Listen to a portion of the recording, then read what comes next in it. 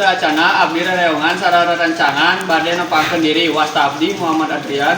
Abdi Mesya Piantesmana, wasta abdi Anissa Triapsari, abdi Nada Wilaya, Abdi Fauzan Rizky, Abdi Jonathan Masatangga, Abdi Yusuf Lukas Bini Rumana.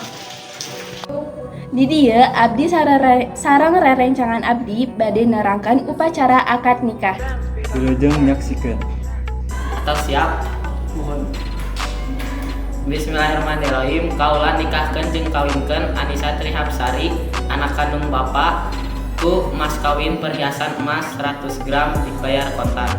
Wabdi kintunkeun nikah sareng kawinna Anissa Trihapsari binti Jonathan ku mas kawin perhiasan emas 100 gram dibayar kontan. Kumaha para saksi? Sah.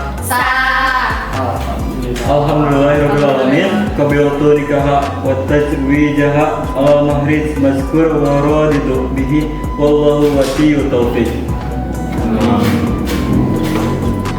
Mangga tiasa disauran pengantian aweuna.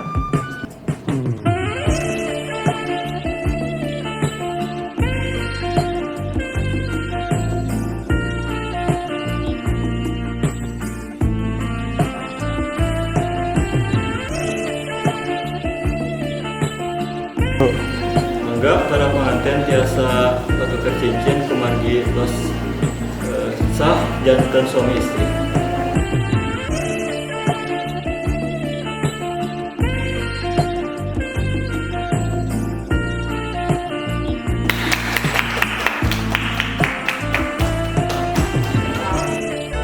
Ieu upacara dilaksanakeun upama geus nyimponan ketentuan-ketentuan nu geus ditentukeun dina agama Islam jeung adat Sunda.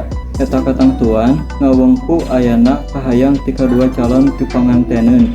Kudu aya wali nikah nyaeta ti bapa calon pengantin awewe atawa wakilna nu sah, ijab qabul, saksi sarta mas kawin. Nu mingpin akad nikah nyaeta naib atawa pejabat kantor urusan agama.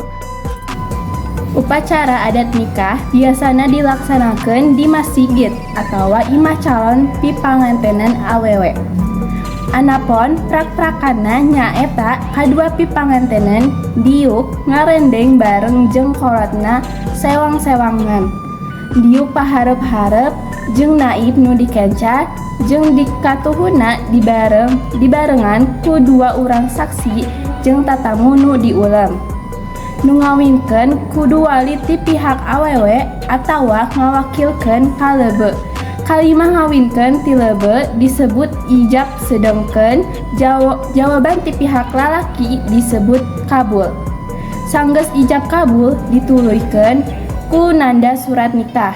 Upacara dipungkas ku pamasrahan mas kawin ti panganten. Mas kawin ti panganten lalaki ka panganten awewe. Itu wae ti abdi sareng rerencangan. Hatur nuhun. Wassalamualaikum Waalaikumsalam warahmatullahi wabarakatuh.